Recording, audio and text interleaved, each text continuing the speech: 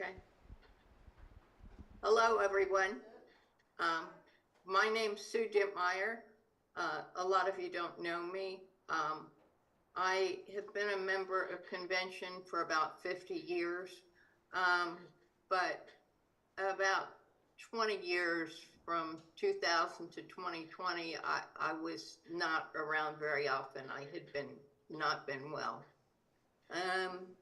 But happily, I'm back to good health. Let's see, I'm a member of Swedenborgian in Action Against Racism. And when I joined the group, one of the things I wanted to do was look back at our history and see where we stood with it. And everybody was excited about it and thought we would have done better than other people, but I doubted it, and in fact, it was not true. We started the group after George Floyd was murdered, and I just started doing some research gradually on the Black ministers we knew about, and then I dug deeper and found 6 other ministers that we didn't know about in current times, that they weren't in our minds. It was a very interesting journey, and I did a couple workshops at convention on it, but then I had too much material to try and cover it in 30 minutes, so I decided to write the book. The book's called Overlooked Black Ministers in a White Denomination. Okay, I don't know how to hold this up here. Okay. Now, about the book, I will tell you that because we're a small denomination, I was able to document a lot of the stuff that happened, which in larger denominations, you wouldn't have access to that much individual's information. But I want that the stuff that happens that I'm going to talk about today, and I talk about it in the book, is not particular to the Swedenborgian Church. It was going on in every denomination at the time. But I think because we have more information, it makes sense that people may be interested in what our experience was. But I don't want Swedenborgians to think it was only us. It's not only us. I want to get started by talking about the first 2 minutes. I'm going to talk about today the first 2 ministers, Black ministers that were ordained. The first one was Peter Carter Lewis. He was born into slavery in 1849 and was recruited by a Reverend Lacken to become a minister in Methodist Episcopal Church. And he was actually living with the recruiter for that organization on a plantation he had taken possession of after the Civil War. First, I will tell you, Peter Carter Lewis. The Carter name may sound familiar to some of you, as there's been a lot of talk lately on Robert Carter, who was a Swedenborgian and did free over 500 of his slaves. And I believe that Peter Carter Lewis was the son of one of those slaves. I haven't been able to prove it, but my heart tells me that. But I will still be working on that, because I find that as what I call a Swedenborgian,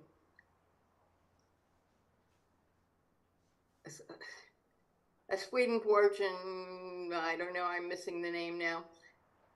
But anyway, while he was living there, a woman arrived who was visiting from the north. Her name was Mary Wells Clark. One day, when he was walking past a group of women having tea on the veranda, he asked the women if one of them would help him with his reading. And Mary Wells Clark was from Massachusetts, and she realized that the other women then did not really have free time. They had stuff that they did regularly. She volunteered to help him learn to read better and started a relationship with him. Luckily, I did find her notes about what had happened, so that's in the book. One of the things that I wanted to tell you about is because he was a Methodist Episcopal and she was staying at a Methodist Episcopal person's household, she felt uncomfortable in having Swedenborgian works laying around. So she did her best to keep those from coming into his view. One day he found one of the books and took it home and read it, and came back the next 2 days later for his regular class with her and told her that he found that much more interesting and it made much more sense than the material he was getting from the Methodist Episcopal Church.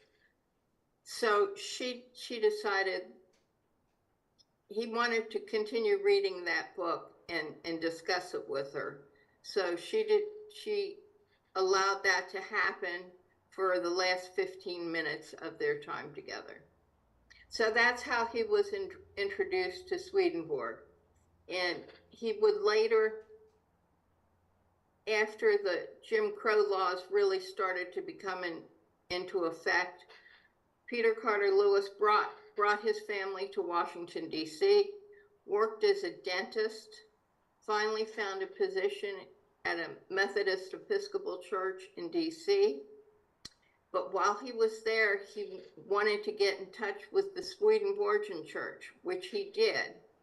And several members, white members of that church, came and talked to them and did some activity with them, resulting in the fact that he brought his whole congregation over to become the first Black Swedenborgian church in North America. That being said, they were all ordained, and he was ordained, and everyone in the congregation joined the Swedenborgian church. I do want to just say here that we will realize later on in this story that they followed him because they believed in him, not necessarily that they had become Swedenborgians, although they did take the vow and get baptized and all those things, but we'll find out later that it was pretty iffy. The church became part of the Maryland Association with a caveat. The caveat was that they needed to have a white advisory committee in order to speak to Maryland Association. As in other words, no Black person was allowed to speak in association meetings. They did get an advisory committee who acted on their behalf. Mostly acted on their behalf without talking to them. We're going to find a little more about that later. Let's see. They had a small building, but the building had some fire damage in it that had never been repaired, and the building was ultimately condemned by the city. Then what happened is I was concerned because where were they going to meet? Then I discovered that they had secretly built a one-story building on the same property without getting a building permit or without telling anyone in convention. Because at that same time, the advisory committee was going to convention and saying, we have all these people and we have no church for them now, and we need to build them a church.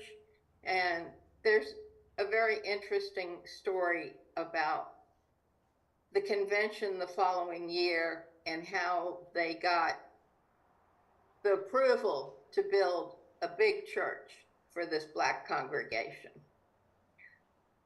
But I do want to say the advisory committee decided to build an industrial school type building, which was what they thought they should do, and it was very popular idea at the time. You will equate it with the Hull House and other neighborhood industrial schools that were being started.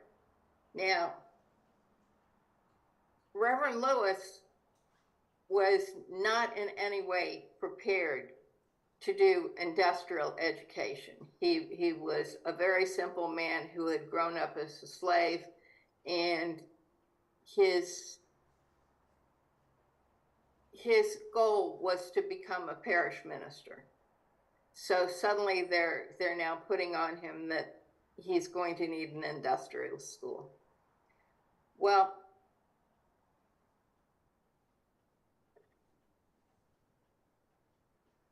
okay. So that was a little shaky to him, and eventually, as they're building the building and it's almost complete, he is, I don't know exactly what happened, but they asked him to resign. He did resign, and at that time at the theological school, we had gotten our first Black student. His name was James Edward Thomas. He was born in 1877 in Alabama. He and his family came to Boston when he was 13 years old.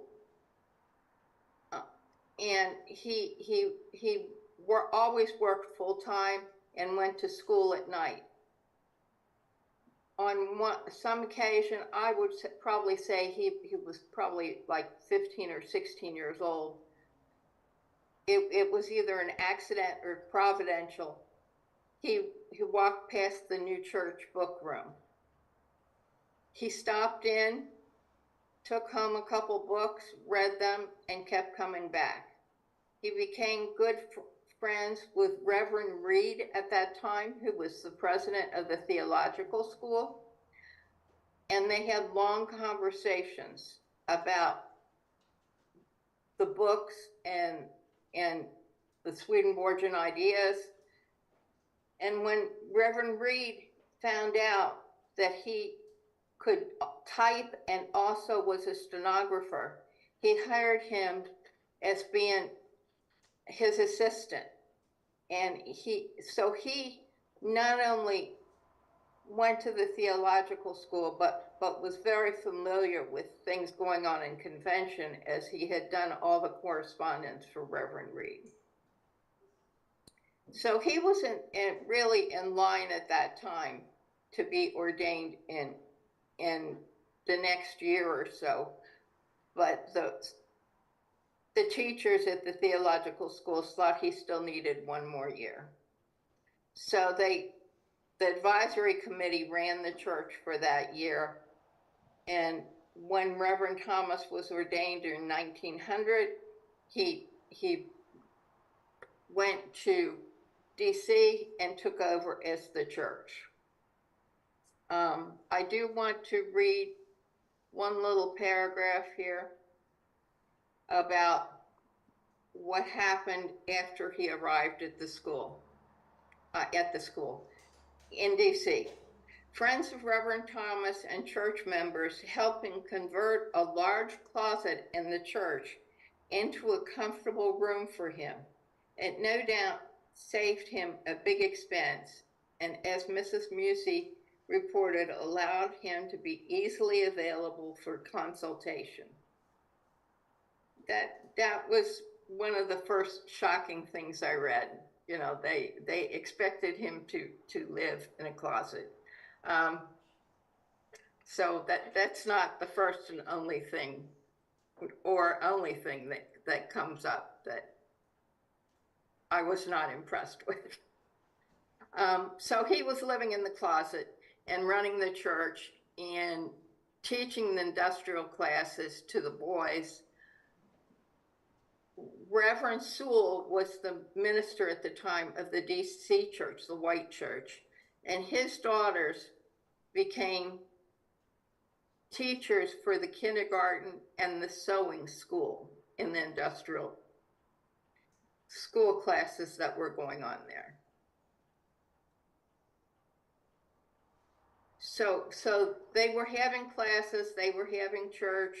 It was being reported every year. There were reports in the convention journal about how things were going, and everything was always going wonderfully fine, and there were great people, and there were great things and everything happening. But right after that, even before he became the minister at the DC church, he had made arrangements with the missionary board that he wanted to attend the first national gathering of Black leaders in Alabama. And I wanted to read you a little bit about what he reported when he returned. It was a gathering of Negroes, the Negro Young People's Christian and Educational Congress, August 6, 1902. This is Reverend Thomas's first paragraph of his report. We Negroes, numbering between 12 and 15,000, are gathered here in the Exposition Center, the Exposition Building of Atlanta, from all parts of the United States, for the purpose of devising plans whereby we may be able to better our condition and to assist those of our race who stand most in need of our help. This idea was in keeping with the spirit and motto of the Congress, reaching the unreached. There were delivered some very thoughtful papers on different subjects. I was disappointed, however, to find that very few dealt with the subject, reaching the unreached. No one actually had a paper bearing directly upon the subject. So he was disappointed in what was being talked about there, and what was being talked about was mostly all the good things that were happening, and the speaker positions were all taken by church denominations that had paid $300, $500 for speaking, to be able to speak at the meeting. Reverend Thomas was very disappointed because he had hoped to speak, and we will hear about him as a speaker as we get talking a little bit further about that. So he returned to DC and continued doing the industrial school work, starting Sunday schools, getting that organized, and generally running this organization. One of the things that happened, though, was that Mrs. Musey, who you've heard a report of her name earlier, she was the most active of the white advisors. And she did all kinds of things, which is interesting. But one of the things she was a vice president of the Red Cross under Clara Barton. And when the Galveston hurricane hit, she accompanied Clara on her trip to Galveston.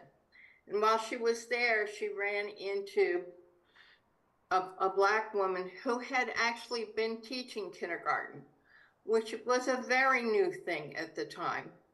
And this woman was without a home, without any income, and had 2 children. And Mrs. Musey brought her back with her to Washington, D.C., where she was employed as the kindergarten teacher and basically the teacher of women's skills in the industrial school. So she did a really terrific job. Okay, I just wanted to mention her in here because she's a very important person. Another thing I wanted to mention about when Reverend Thomas was in school, one of his classmates was Charles Harvey, and he would go on to become someone who was really helpful to Reverend Thomas later in his life. Okay.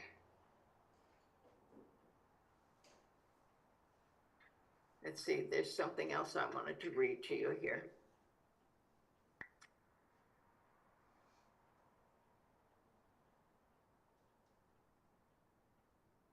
Oh, this is a report to the Board of Missions. The Board of Missions had been in charge of paying for stuff that was happening at the first colored Swedenborgian society in America. They were getting a little frustrated because they had hoped that Reverend Thomas would be able to go and do other missionary work. He was doing that in the summer. He would go to Alabama, where his family had returned, and do preaching there and missionary work.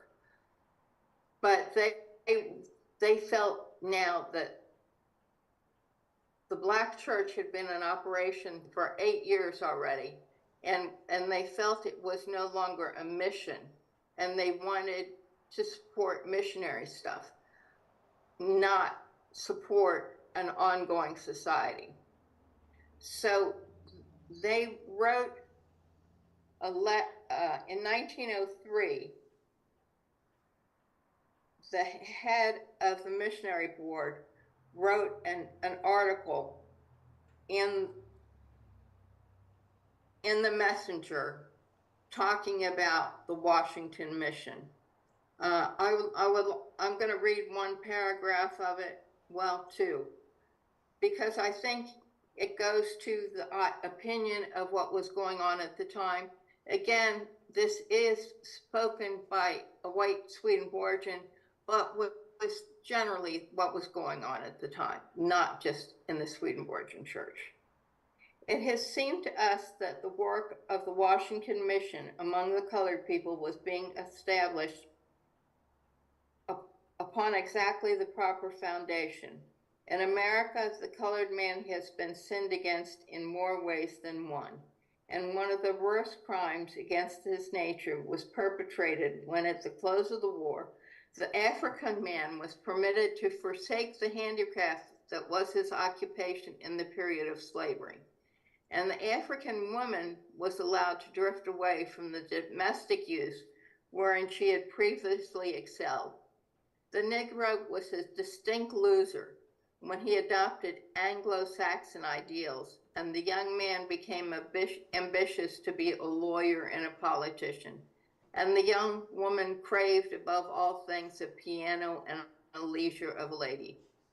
All true work for Afro-Americans lies in the direction of inducing them to do in freedom practically the same things that before the war they were obliged to do by the will of their masters.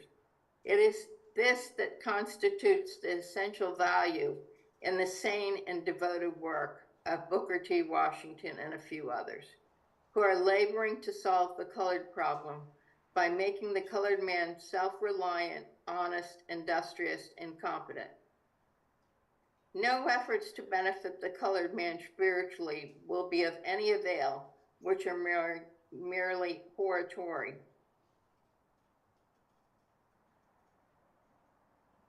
A thing of verbal speech. The gospel that will save the colored man must be written in letters of life. He must see object lessons of clean and wholesome and honest living. This is as true new church effort as it is of any other kind of effort, and we believe that the baths and the kindergartens and the sewing school and all other paraphernalia and equipment of the Washington Mission are exactly the right embodiment of the missionary enterprise on behalf of the African race. All this will furnish a concrete ultimate into which spiritual influx may come, and an organic instrumentality through which spiritual and natural influences may radiate and do good to African mind and heart. Then he goes on to say that he hopes that convention will go on supporting this program, but not through the mission. The mission wants to go back to just doing mission projects and hopes that Reverend Thomas will become a missionary and not become and step beyond what he was doing at the Black church in DC. So that's one of the first places where we see the actual level of prejudice that was very prominent at the time. And again, you know, this was going on in every church, but I think it requires us to really look at it and understand that we participated in this, you know, just that we participated in this, just like every other white person in the country at the time. Okay, that was the Board of Missions song. Okay, now, to go, I just want to add one more thing at the end here. Reverend Thomas would go on and become a missionary in Alabama, but before he left Washington, he became a very important lecturer in the Black churches in Washington, D.C., frequently filling pulpits at other churches, speaking and teaching to the Black Ministers Association. And the largest speaking engagement he had shortly before he left for Alabama. In 1905, Thomas addressed an audience of over 1,000 people with 3 other Black leaders in Washington: Judson Lyons, George White, and Howard, I can't read my own writing. Anyway, he had been a congressman. George White was a congressman. Judson Lyons had a law degree from Howard and was a working lawyer. And Reverend Thomas and one other person were these main speakers at this big, big rally.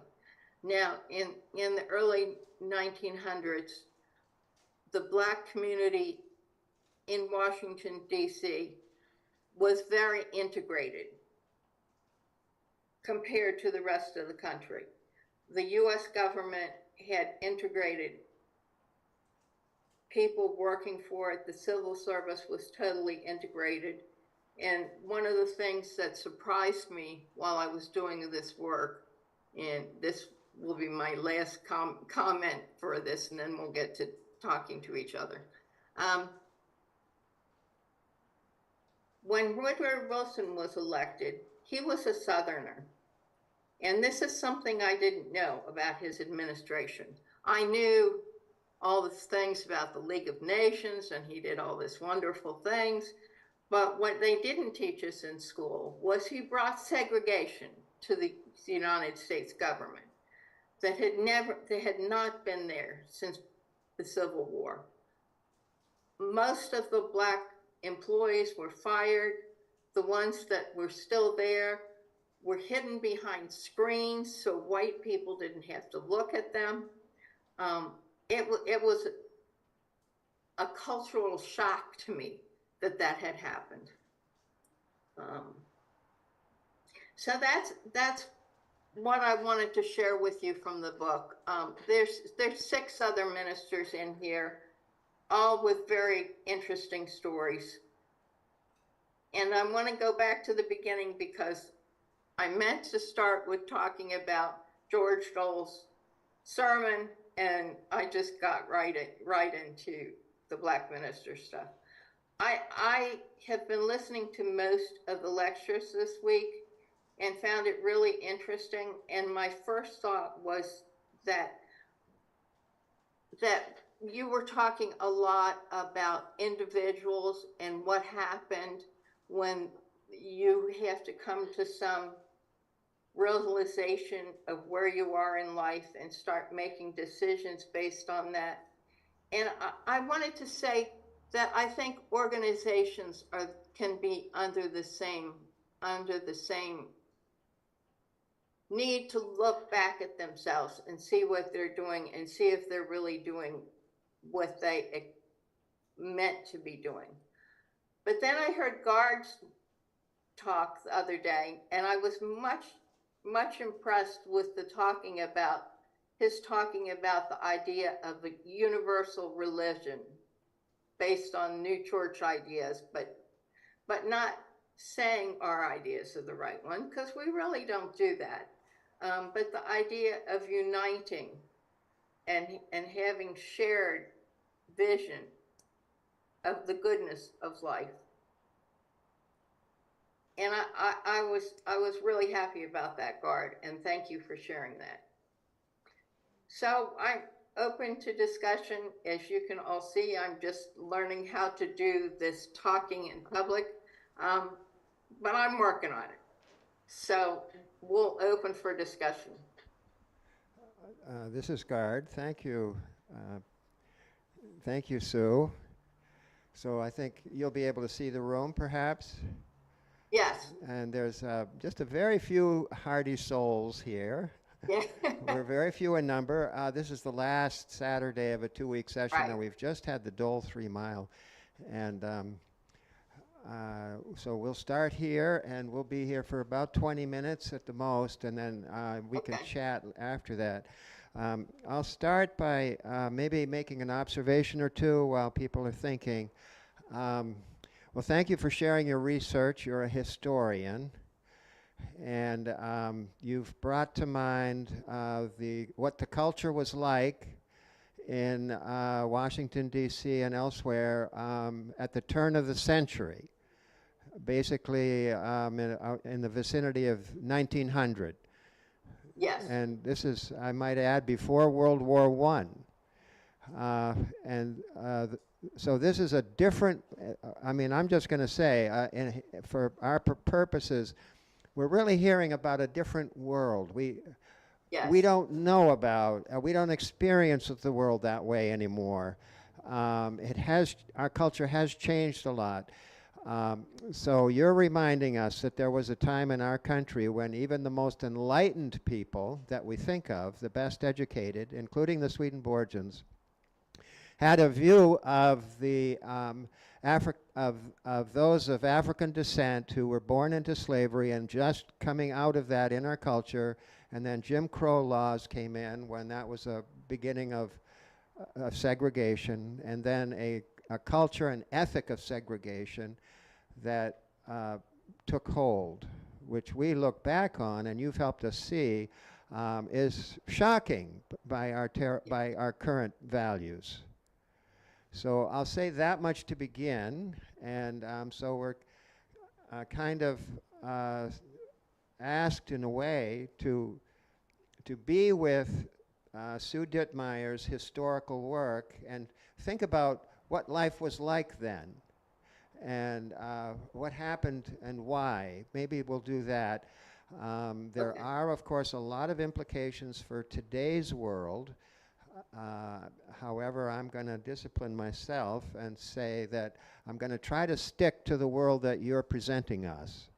And your book is very useful to help us learn about what life was like in the Northeast. You did mention Alabama. And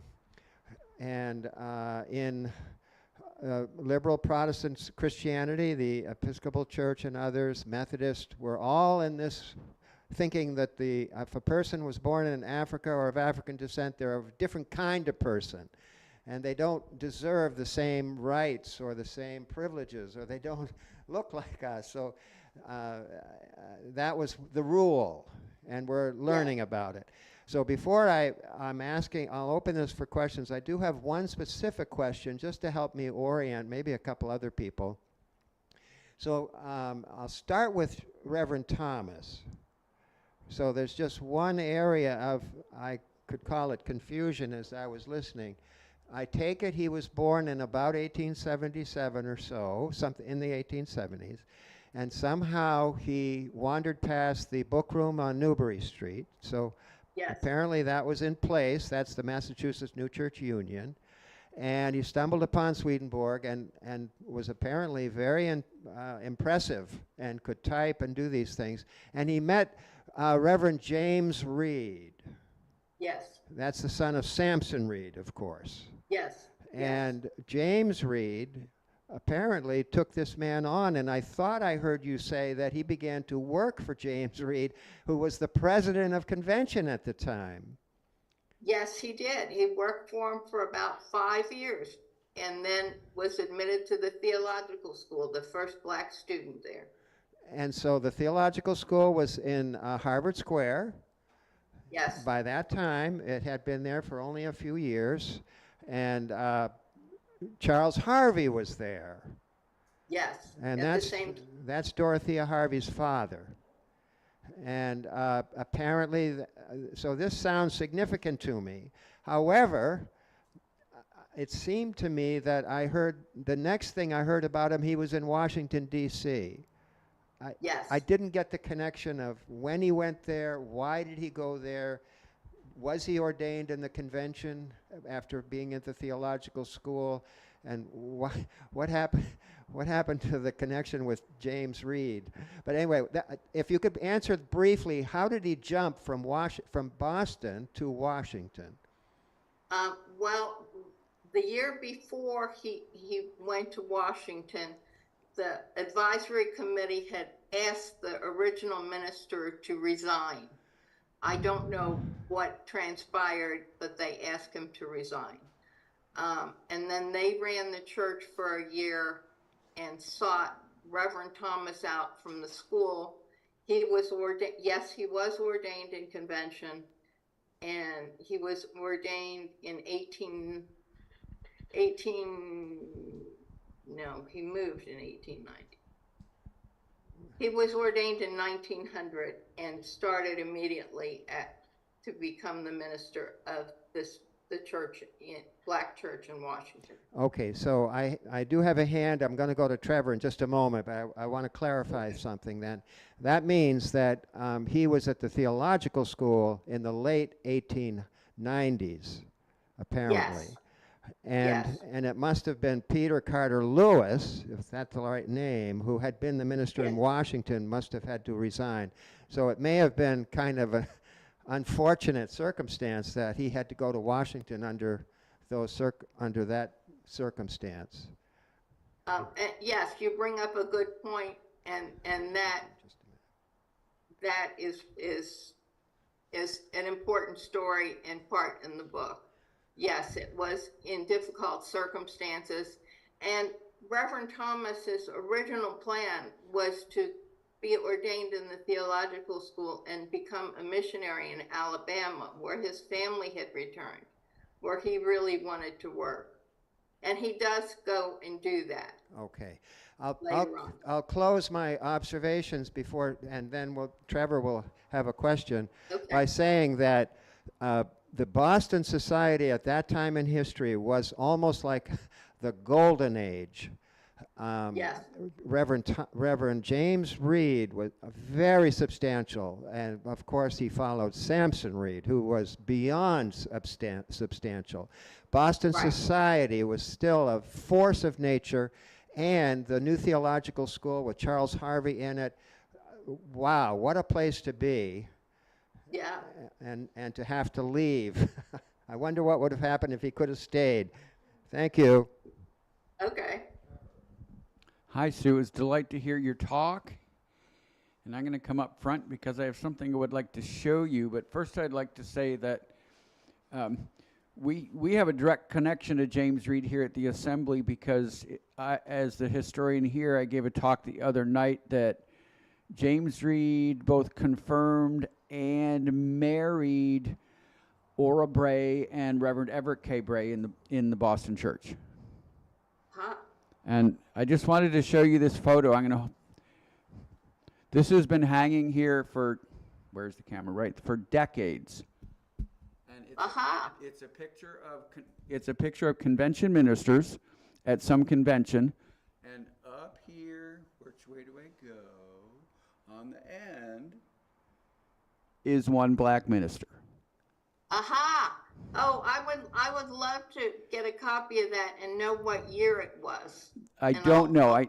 I'm hoping that there's information on the back of the photo, but it's been hanging here at least 50 years. So there's Okay. there's 34 other ministers in this photo, and I don't know why it's here. Has nothing to do with us, but it's been hanging here for decades. It looks like it may have been a picture from the 1900 convention in Washington, D.C. Does it look like the Washington, D.C. church? I'm not familiar with that church, but are you? Okay. Yeah, a little bit. Yeah, it does look like that. In Let's which raise the case, it was probably the first minister I talked about, Yes. who was Reverend Peter Carter Lewis there. Okay. That's terrific. Thank you, Trevor. I thought you might like that. Yeah. So I have another observation for you. Be happy to do that, and I'll look for hands in a moment. So this is a little bit of a digression to note that the Washington, D.C. church at that time, under the leadership of the Reverend Frank Sewell, Yes. would be characterized today, and has been characterized today, by none less than Malcolm Peck. You know Malcolm Peck. Yes. And Yes. he's just written a history of the Washington, D.C. church. It's a wonderful history, but this is a clear indication that there are two histories. One is the white Yes. history and the other is the black history. So I think that's Yes. one of the points you're making. Is that correct? That's one of the ideas Yes. you want us to Yes. take. So I will say something about the white history, though, under the leadership of Frank Sewell. It's been characterized as the golden age of the Washington, D.C. church. He was a gem, a jewel. You may know how talented he was.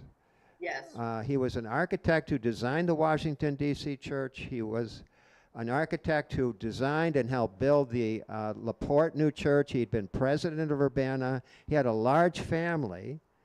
And they're all artists and musicians and cultural leaders. Okay, thank you. The cultural of the white church was very different from the culture of the black church. Absolutely.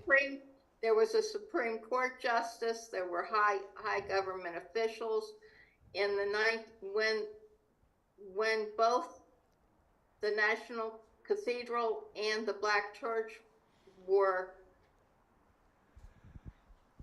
celebrated at that convention in 1900, during the convention, the white people, of course, were invited to the White House, and their recreational dinner at convention was at the Corcoran Galleries.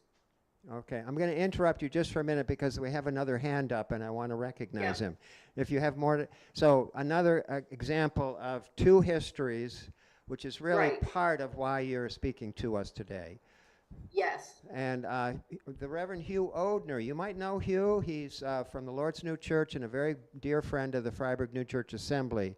He's in Bernathen now, and but may come back next year with his wife Denise. And Hugh, you're being recognized. If you could unmute and ask your question. Okay. There we go, unmuted. Sue, I've been waiting for you to give this talk. And one of the things, knowing what the subject was, and I knew about the photograph that you saw. Uh-huh. Wondering if you knew something about that photograph and who the people were in it.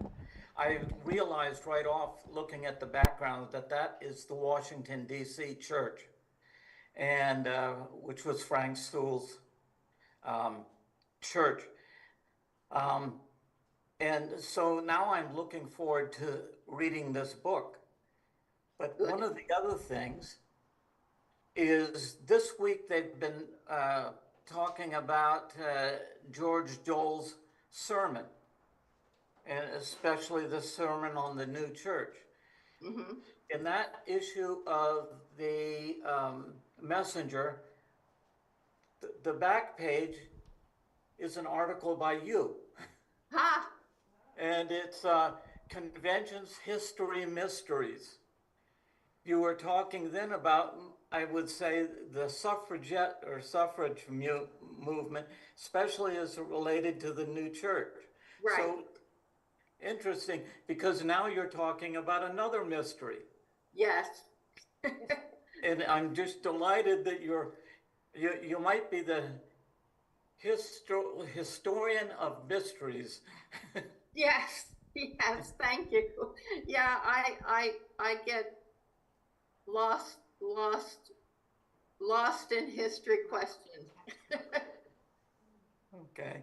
Oh, the other thing. I assume you know Gladys or knew Gladys Wheaton? Oh, yes. Okay. And Denise, move over here a little bit. I'm here. Okay, this is my wife, Denise. I'm obscure. Yes. Hello. Denise and I first came to Freiburg in 2008. And at that time, we were engaged in looking for somebody to betroth us. And we came to Freiburg, and we ran into Reverend George Dole and his wife, Louis, and we ran into Gladys Wheaton. And then we had a choice because we liked both of them, so we wanted them to betroth us. We decided we would have Gladys Wheaton betroth us, and that George and his wife would be witnesses to that. Lovely. So that was 2008. Uh-huh. And Gladys Wheaton is a delightful person. I wish she was still coming. Is she still with us? She is. She's not very well. I heard that she wasn't well. She's not well. I talked to her a lot about 2 summers ago. Uh-huh. Okay. And do you cover her at all in the Black History? Just slightly, because she is working on her own autobiography, and I think that's her story to tell. Uh-huh. Okay. And somewhere in the library, in that room, Nancy could spot it. There's a book on the New Jerusalem Church, which concentrates, I think, on Freiburg, and Gladys is in that book, as I recall. So, Nice to know that she was there. yes, and I think she probably has played a larger part than we knew about. Yes. So, I'm sorry, what? All right, me again. Jesse here just did some photographic research, and this photo is indeed from the Washington, D.C. church. Okay. Thank you. Oh, could you tell me again, you said what year that is? I believe It's 1900. I will send you a note about it. I'll look it up. I'm just going by memory as Thank to you. when that convention was. That sounds very good. So it happens that we're up to time, and due to our schedule here, we keep very close keep our time very close. So I'm going to say first, if anyone wants to stay afterward and ask her questions, if you have one, please do. We'll have the mic, and I think Sue can stick around, but it's 10 of 12. So with a round of applause, could we please thank Sue? Give it up to Sue.